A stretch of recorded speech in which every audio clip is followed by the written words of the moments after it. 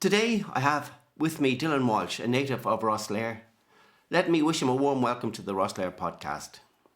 I see you describe yourself as a pharmacist by day and a performer by night, a Batman of sorts, as you so wonderfully put it yourself.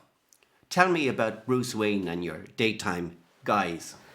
Well, the daytime guise is quite a serious one, as you can imagine, Jim. It is the work of a pharmacist. I work between two different pharmacies. So one here in Rosslare Pharmacy, owned by Sandra Hennessy, and then another in town, Fortune's Pharmacy, owned by, rather unusually, her brother-in-law, Kieran Lynch.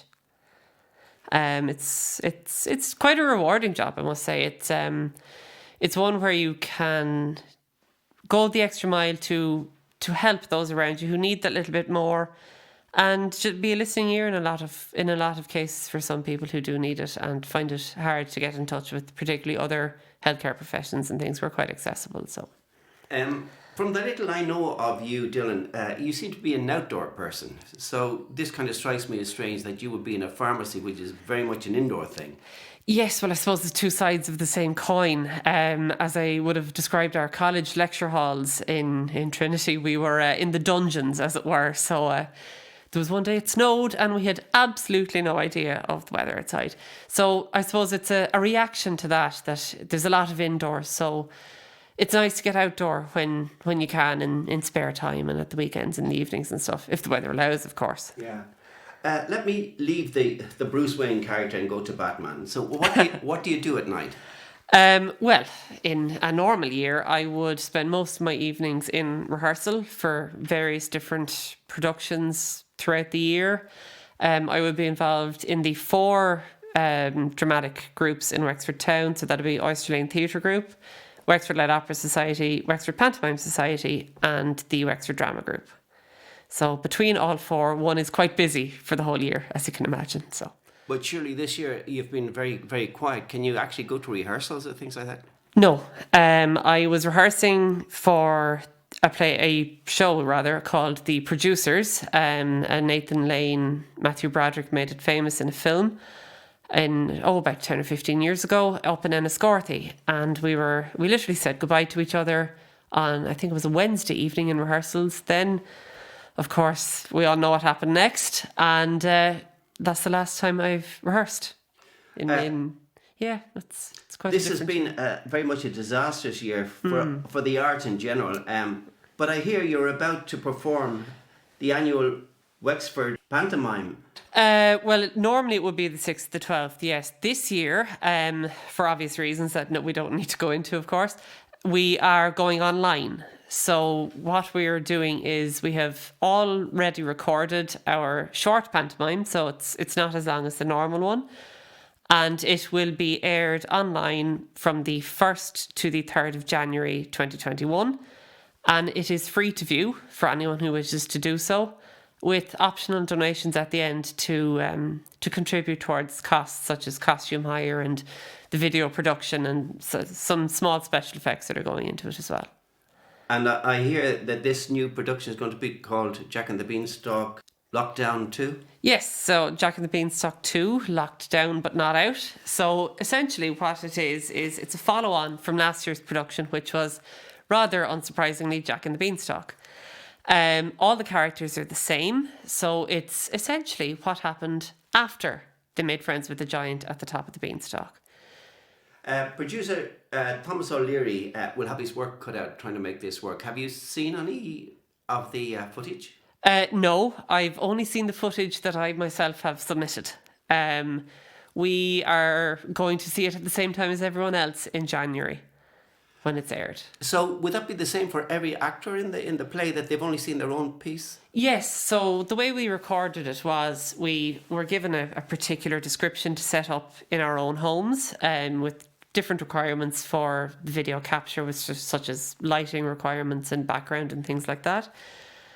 We donned our costumes and we had Zoom set up on screens in front of us with recording devices, usually a mobile phone, behind it in a particular place that was specified by the technical people that are involved in it. Ted Moran, who was doing very ably, doing very well, in fact, should I say.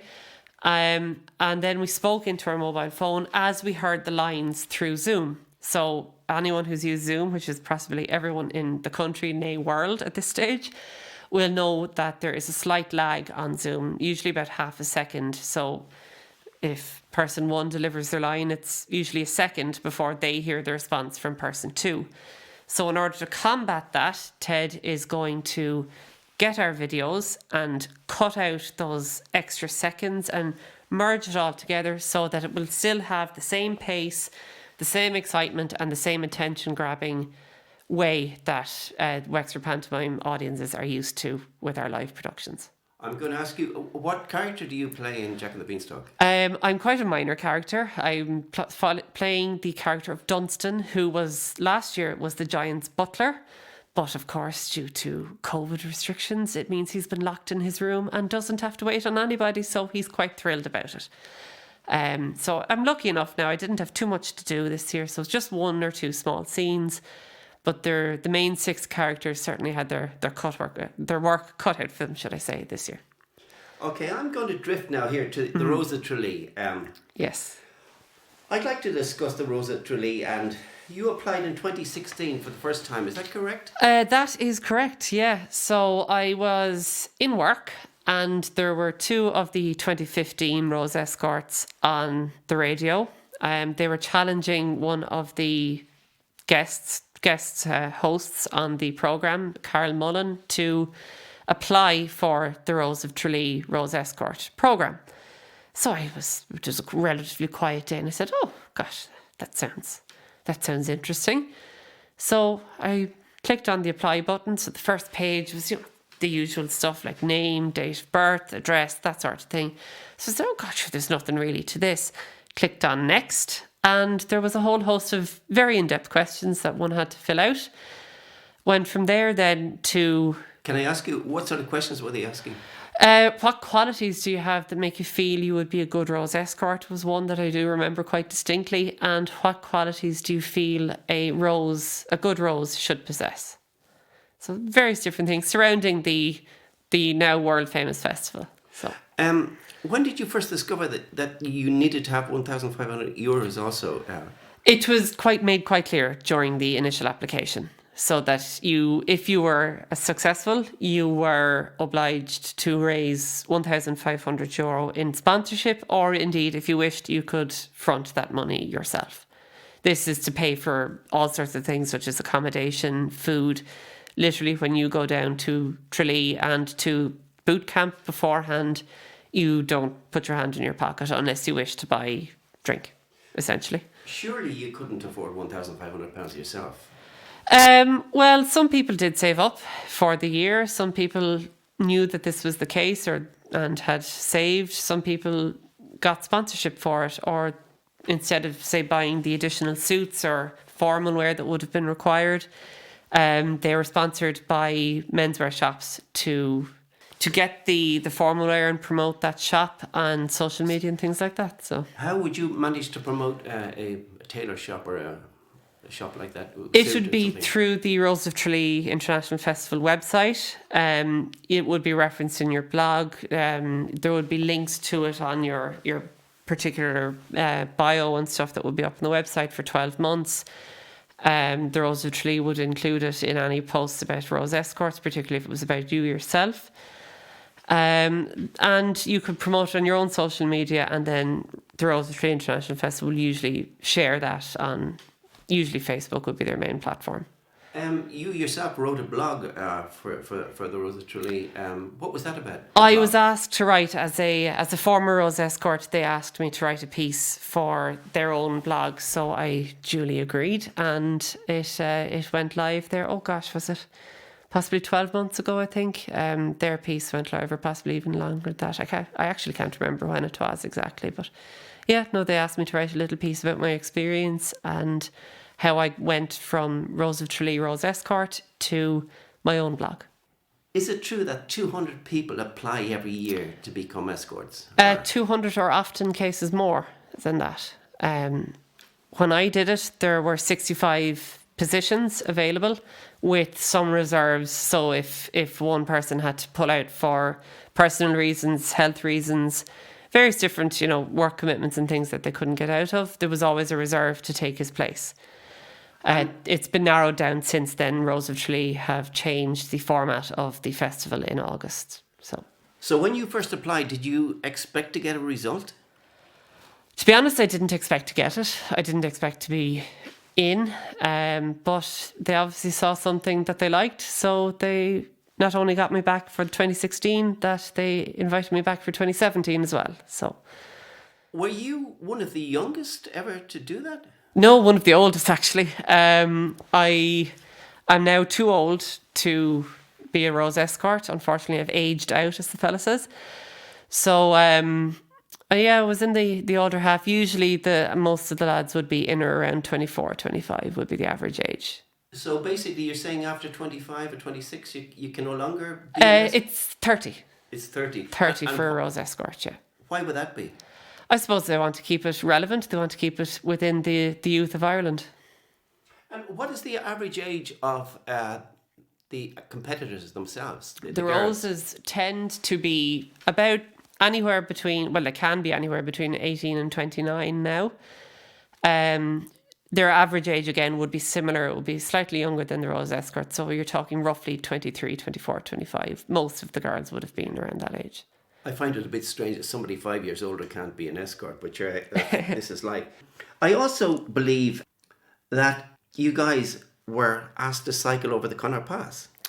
Not my year, thankfully. We were asked to go up Mount Brandon twice, though. And, so that was quite enough for anybody.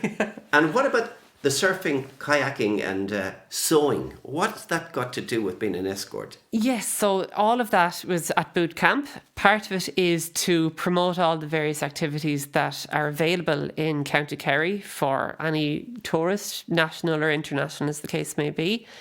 And a lot of it is aimed towards team building. So you need to know that if your Rose needs a particular item or you need backup or something like that, oftentimes things that are unknown about the Rose escorts, we would act as a barrier, be it physical or implied barrier between the Roses and any potential threats that may face them. Now, I know threat sounds very dramatic, but there would be people who would be in Tralee at the time of the festival who would masquerade as media or masquerade as official working individuals with the festival in order to try and get close to the girls. And you would need to kind of scope that out and either direct the Rose to where she needs to go or direct, literally put yourself between them so she can attend to usually the quite large number of children that would flock towards her.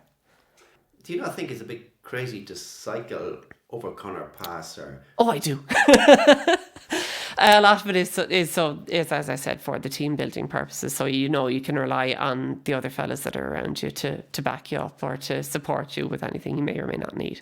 And you believe that the team building works? Oh, definitely. I went down to Tralee knowing nobody and came away with not only 65 new friends with the Roses, but another 64, myself included, obviously, with the Rose escorts as well. Wow. The festival lasts a week. Yes. How much time do you get to spend with the Rose as an escort? Considerable. You get to spend your considerable time with your Rose. Usually you could be on duty from typically 10, 11 o'clock in the morning, depending on what engagements may be on any given day. You may, if you're lucky, get about an hour and a half to change between your day suit and your tux for formal wear in the evening. You would then be on duty until the Roses are returned to their particular closed off area of the Rose Hotel in Tralee, usually anywhere between maybe 12 and 1 o'clock in the morning. And then your time is your own. If you wish to go out and socialise, you can do so. If you wish to go home to bed, again, you can do so. And what about the Roses? You can tell me, nobody's listening. Do they sneak out? Usually no, but there are usually one or two renegade Roses who sneak out to see family, but it would be quite rare, to be fair. It's such a grueling schedule that they usually just want to get a bit of rest as well, in fairness. So, has the dreaded Strictly curse ever hit the Rose of Tralee? In the romantic sense? Well, when you put 120 odd young people together, there's bound to be one or two romances and fallings out. So one of the people that I'm particularly close to still would be in a relationship that was formed down at the Rose of Tralee. And you yourself? Have you? Now that would be telling, Jim. How many people watch the Rose of Tralee? What's the estimate for the viewership? I actually don't know off the top of my head. It would be, traditionally, it would be the fourth and fifth most popular TV programmes in the year on RT. So that should give you an indication. The first three, of course, being the Late Late Toy Show and then the two men's All-Ireland finals. Dylan, would you tell me about your own blog? Yes. So my own blog is Notions on Tour. It was sort of an organic thing that developed during the aftermath of my first Rose of Tralee in 2016, 2017. Part of it is that you would go to New York and anyone that wishes to can walk in the St. Patrick's Day Parade on Fifth Avenue. So, of course, God, why would you not do something like that? You may remember the 2016 Rose of Tralee was Maggie McEldowney, who was the Chicago Rose.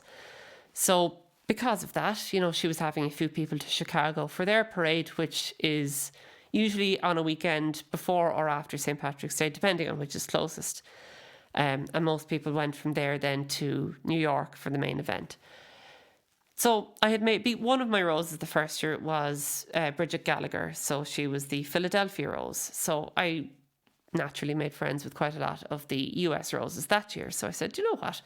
What's the point in just going over to New York? You might as well make a little bit of a trip out of it. So I did. Started in California, San Francisco, Yosemite, Los Angeles. Went from there then to Chicago, from there to Philadelphia, and there to New York. So it was a bit of a trip. While in Chicago, there was obviously a number of roses and rose escorts there.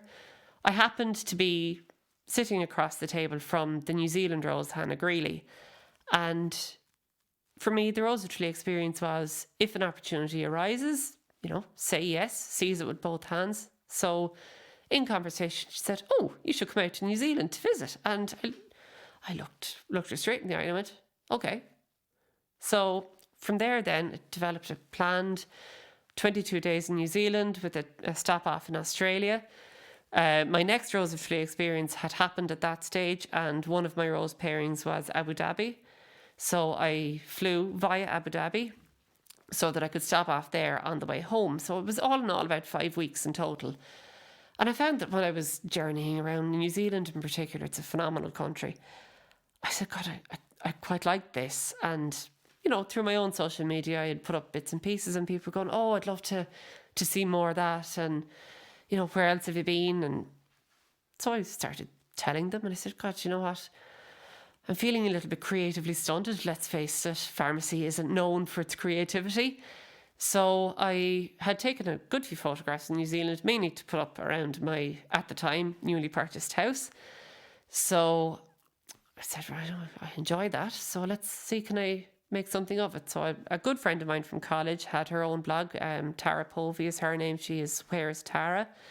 It's quite popular. She's been on the go for a good while now, and she's got quite a lot of followers and stuff like that. So I took inspiration from her and from my trip to New Zealand and came up with Notions on Tour. So in fairness to Tara, she was very helpful in the off with the setting up of the website, which was like double Dutch to me. What was New York like on St. Patrick's Day? Was that good fun? It was nothing short of insanity. If you think Wexford or even Dublin is busy and packed and just manic, it's got nothing on New York. The Americans, particularly the Irish Americans in New York, go crazy for it. Absolutely crazy. So, can you explain that? Why are they so intrigued by Patrick's Day? Do you know, it's constantly a mystery to me. I think it's an excuse for a good party, really, in a lot of cases, as the Americans see it. Let's face it, Ireland would have a traditional view abroad of being fond of a drink or two. So I think a lot of Americans use it as an opportunity to have a good old knees up. And was a good old knees up had by you? I don't drink myself, so not personally. But I had a 7-Up or two, so as the fella says, yeah. But others had a, shall we say, 7-Up plus. Just out of curiosity, is a drinker a problem if he's going to be an escort? No. You are asked not to drink excessively as a Rose escort when you're on duty, and once your duty is over for the evening, you can do whatever you like as long as you are up and ready to go at the allotted time the following morning.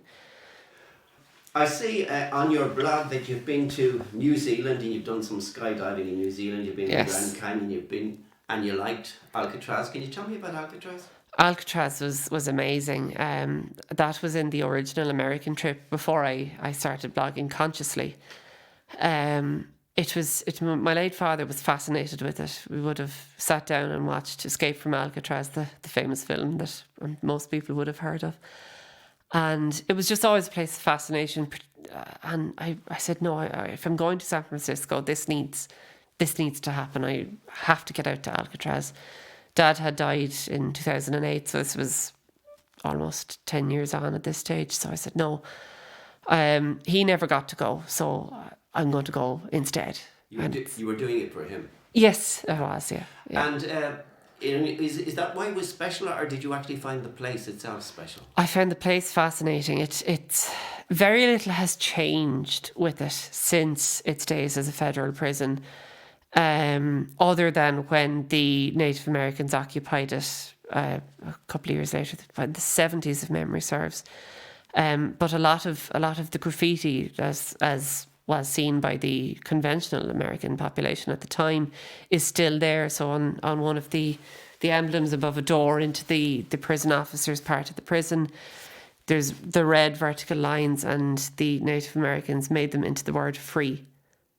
And it's the island itself would have been sacred to certain tribes of Native Americans, so hence the occupation that occurred. But now it's sat as a national park. Both the federal prison side of it and the Native American side of it are quite well addressed. I want to ask, has it turned out to be like most American tourist attractions? Has it become very commercialised? Yes and no. As you said yourself, most American attractions are quite commercialised. There is the shop, of course. Americans love a good gift shop, as do most of us, I'm sure. But other than that, and the audio tours, the prison itself is as it was. The site itself is as it was. It started as a national park. Has a lot to play for that. You obviously stood in some of the very famous cells. So which one gave you the biggest shivers up your spine? The ones that the famous escape happened from. The name of the prisoners is escaping me at the moment, but the holes in the wall are still there. There you can see, where they burrowed through and how they're proposed to have escaped. Of course, they were never found, so no one knows to this day, other than the prisoners themselves, I'm sure, whether they made it to the far side of San Francisco Bay or not. What's the common consensus over there? The consensus seems to be that they made it. There's no evidence to suggest otherwise, and if memory serves, their raft was discovered on the shores of San Francisco Bay, but I'm open to correction on that one. You've also been on your travels to Dubai, Slovenia, yeah, Portugal. Yeah. So which of those places appealed to you most, and why? Dubai it's like New York on steroids. It's itself. The Emirati are very much to have the est of something. So with obviously the most notable Burj Khalifa, the tallest structure in the world, the highest open air viewing platform, that sort of thing. So Dubai was quite surreal. Now, I only had one day there. It was a day trip from Abu Dhabi. So I would like to go back, because I only really got to see the Burj Khalifa and the Dubai Mall parts of it. The Palm is supposed to be quite interesting, and the Burj Al Arab, the famous, is it 6 or 7 star hotel? One of the most pristine hotels in the world, I understand. Slovenia was quite an outdoorsy country. The capital, Ljubljana, you would get done quite easily in a weekend break And that isn't even if you push yourself to do things quickly and see things quickly. It's a lovely, small, compact city with a lovely vibe to it. And of course, the region slightly north, the Bled region, is famed for its natural beauty with Lake Bled. And then just south of that, you have the Postonia and Stuckian caves, which would be some of the largest and most fascinating structures in the world. So You have some beautiful photographs on your blog thank you. about that lake and that area. Yes. We'll talk about that again too. But I love to see the fact that you included Inish. Yes, of course, this year, with being the year that was in it, my original plan was, if I had a trip booked, I was very lucky to get Lisbon in February, of course, before the restrictions kicked in. A fascinating city as well, one that really surprised me. But with the restrictions, of course, you couldn't really go abroad. There was ethical questions that I had to answer as a pharmacist and as a healthcare practitioner with doing so. If you observe the isolations once you got home, that was perfectly fine once you didn't endanger anyone else with COVID and everything else. So that left me thinking about, well, where can I go instead? So I decided on Inish. I'd never been to Inish. I would have family from Galway and some still living in Galway City. And I just said, no, do you know what? I'd like to go somewhere. And I said, do you know what I'll do? I'll fly out. There's a short flight from Inverin in Connemara out to Inish. It's the lengthy flight of a good 8 to 9 minutes. It was wonderful. In and out, no bother. And just Inish is fascinating. Everything is beautiful. Untouched. You would hike through farm fields to get to ancient forts that are there for 3, 4, 5,000 years nearly in some cases.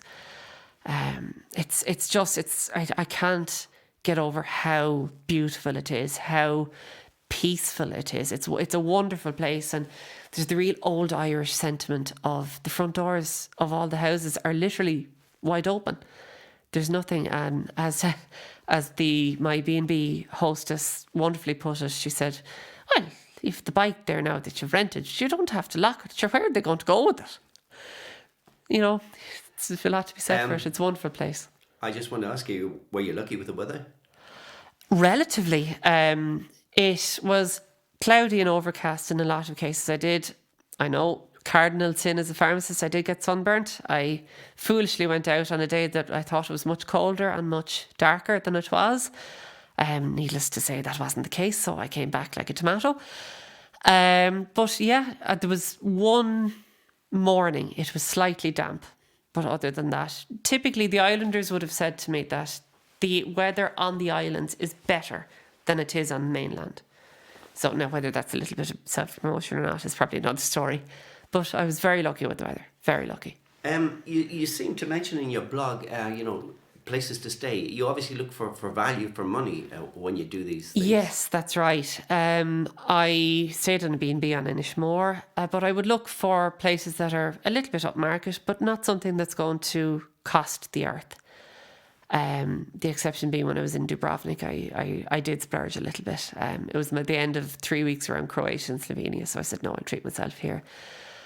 But notions on tour, so you need to embrace your notions a little bit and say somewhere nice, but I'm not prepared to pay through the nose. So it's affordable luxury. Croatia, what do you think of Croatia? Wonderful. Absolutely phenomenal. The people in Croatia were just so welcoming.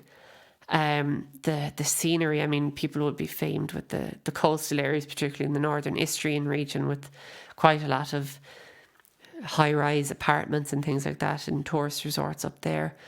But when you get into the nitty-gritty of Croatia, there was a wonderful little hillside town called Motovan. There is a film festival there, a small film festival there every year. That was phenomenal. That was one of my highlights. And another place is a little small island called Vis. It's near the more popular islands of Hvar and Brač. Vis was closed to the public entirely, other than residents, until 1989 and the fall of communist Yugoslavia. Until 1989, it was purely a military base. Tito would have had his main base there because that's where he had his base, of course, during the Second World War to stave off the Axis powers who were occupying what was at the time the Kingdom of Yugoslavia. he developed it into a fully blown military base after the fall of Hitler and Mussolini. And there's all sorts of things built, so several different tunnel networks and fortifications. The idea he had for this was that this was to halt any invading force by anything up to 4 or 5 hours. No more, no less.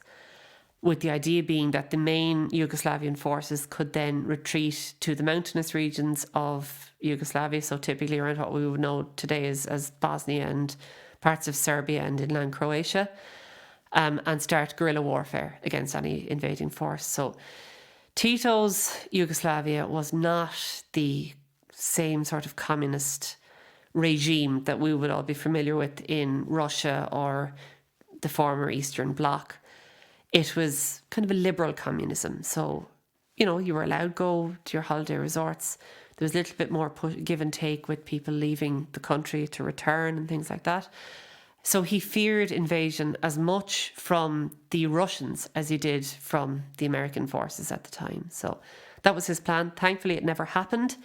And despite its status as a military base, when Yugoslavia started breaking up in 1991, there was only one death in the whole war in Vis, and that was the commander of the Yugoslavian forces.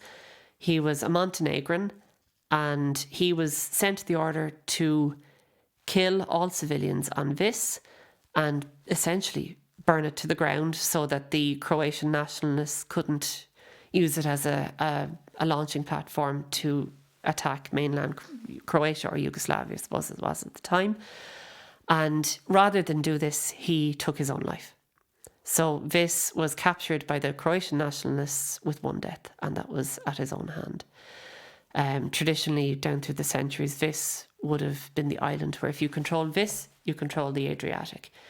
From its highest point, you can see Italy, you can see Croatia. You have full view of anything going up and down the Adriatic Sea. So the Croatian nationalists took it with considerable ease. How in God's name does somebody so young know so much about all these things? To be honest, I don't know. I've always had an interest in history. I would have read the horrible histories books as a child.